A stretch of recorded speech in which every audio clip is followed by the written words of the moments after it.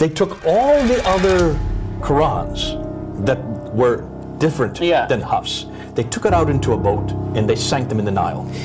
Oh. You haven't heard this before either. No. We need to go down. We need to do some dives. They're still there. We need to do some dives. Don't waste your time. We have 10 of them right here. We've already found them.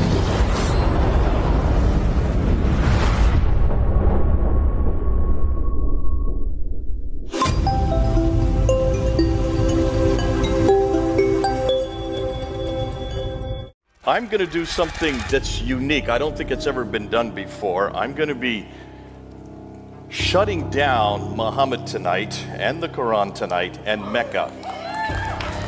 Mekah masih berdiri, Al-Quran masih dibacakan, salawat serta salam terus dilimpahkan kepada manusia terbaik yang pernah ada di muka bumi ini. Teladan bagi kita semua, Muhammad Sallallahu Alaihi Wasallam.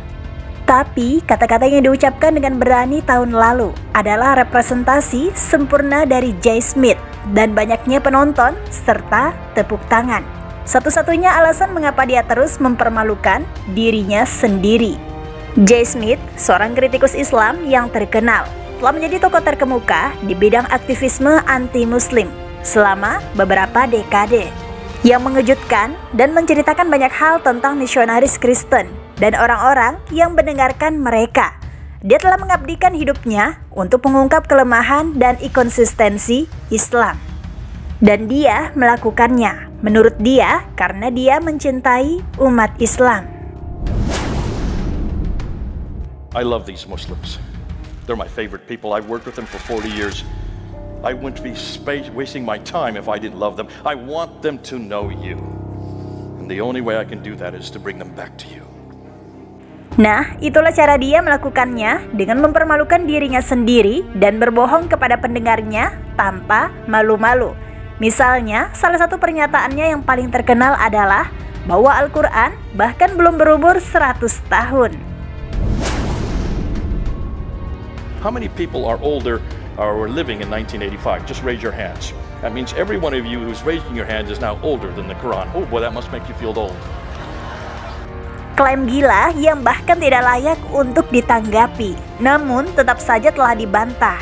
Namun bukan hanya itu, dia bahkan menambahkan bahwa ia juga mengemukakan teori konspirasi olok-olok yang menyatakan bahwa semua salinan Al-Quran ditenggelamkan di Sungai Nil sebagai cara untuk menyembunyikan kebenaran. They took all the other Qurans that were different than Hafs. They took it out into a boat and they sank them in the Nile. They took all the other Qurans that were different than Hafs. They took it out into a boat and they sank them in the Nile. Oh. You haven't heard this before either. No. We need to go down. We need to do some dives. They're still there. We need to do some dives. Don't waste your time. We have 10 of them right here. We've already found 30. Sebuah teori yang benar-benar dikemukakan oleh jutaan orang penghafal Al-Quran. Lebih dari itu, ia bahkan mendalami revisionisme sejarah yang mendukung pandangan bahwa Nabi Muhammad SAW adalah sosok yang dikenal di seluruh dunia dan begitu terkenal. Bahkan beberapa kebiasaan sehari-harinya diketahui oleh kita. Pada saat yang sama, tidak ada yang mengklaim bahwa kota Mekah adalah fiksi. So let's start with the truth about now the third area, number C, and this is Muhammad himself. The problems with Muhammad. If this is wrong, then everything comes crashing down. Just like Mecca, we shut down Mecca this morning. Once you take away Mecca, you can take away from Muhammad or the Quran from Mecca, because there may be a Quran, there may be a Muhammad, but he's not from Mecca. If he's not from Mecca, it's not Islamic. All right, and that's why it's important that we take each one of these three legs and shut each one down subsequently. Apakah ini orang yang akan mengakhiri Islam? Step single dari teorinya sepertinya datang langsung dari stand up show. Salah satu aspek paling mencolok dari pendekatan Smith adalah ketergantungannya pada sumber-sumber kuno yang didiskreditkan atau dibuat-buat. Ia sering mengutip karya-karya para sarjana orientalis dari abad ke-19 dan awal abad ke-20 yang pandangannya dalam Islam sekarang secara luas dianggap bias dan tidak akurat. Ia juga mengacu pada tulisan-tulisan kolumnis anti-muslim kontemporer yang mengklaim telah dibantah sepenuhnya oleh para sarjana dan pakar terkemuka. Because he will be killed for what he has found. He decided to do what Gunther Luring did, but he decided to look at the dark passages. 25% of the Quran no one understands. Not even the scholars understand it. A quarter of the Quran, even the scholars don't understand. Argumen yang bagus, Senator. Mengapa Anda tidak membuat cadangannya dengan sumber? Selanjutnya, Smythe telah diketahui memilih ayat-ayat Al-Quran dan hadis yang keluar dari konteksnya untuk menciptakan narasi yang menyesatkan tentang Islam. Ia sering mengabaikan kompleksitas nuansa teologi dan jurisprudensi Islam yang mereduksi keimanan menjadi sesuatu yang simplistik dan karikatur yang paling tidak akurat.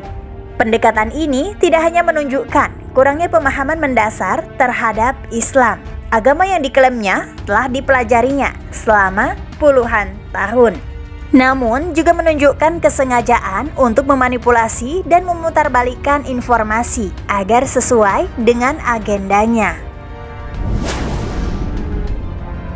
They're not even aware of this verse. The vast majority of Muslims, whenever I bring this up, the first been asking me this question because your Quran is very clear that Allah can have a son. And it says, I'll read it. Had Allah willed to take a son, he could have chosen whom he willed out of those whom he created, but glorified is he is Allah, the one, the irresistible. So the Quran already admits that Allah can have a son anytime he wants. Wow, it's like a hypothetical. If he wanted to, he could. He could. He could if he the possibility exists in the Quran, so why are they even asking the... Lalu apa yang mendorong keputusan Jay Smythe untuk mendiskreditkan Islam? Meskipun itu berarti mengandalkan informasi palsu dan mendiskreditkan sumber. Salah satu penjelasan yang mungkin adalah bahwa seluruh pandangan dunia dan tujuan hidupnya sangat terkait dengan aktivisme anti-muslim yang ia lakukan. Setelah berinvestasi begitu besar dalam narasi ini, dia mungkin merasa bahwa konsesi atau pengakuan apapun atas keabsahan Islam akan melemahkan karya hidupnya dan mengancam identitasnya. Keputusan Jay Smythe untuk menyerang Islam, meskipun itu berarti mengandalkan informasi palsu, adalah fenomena meresahkan yang membuat orang bertanya-tanya betapa benarnya kekristenan ketika mereka yang mengabdikan hidup mereka untuk membelanya secara terbuka mengandalkan kebohongan. Metode dan argumennya pada dasarnya cacat dan ketergantungannya pada sumber-sumber yang didiskreditkan dan taktik manipulatif melemahkan kredibilitas dan integritasnya, tetapi juga legitimasi keyakinannya secara keseluruhan.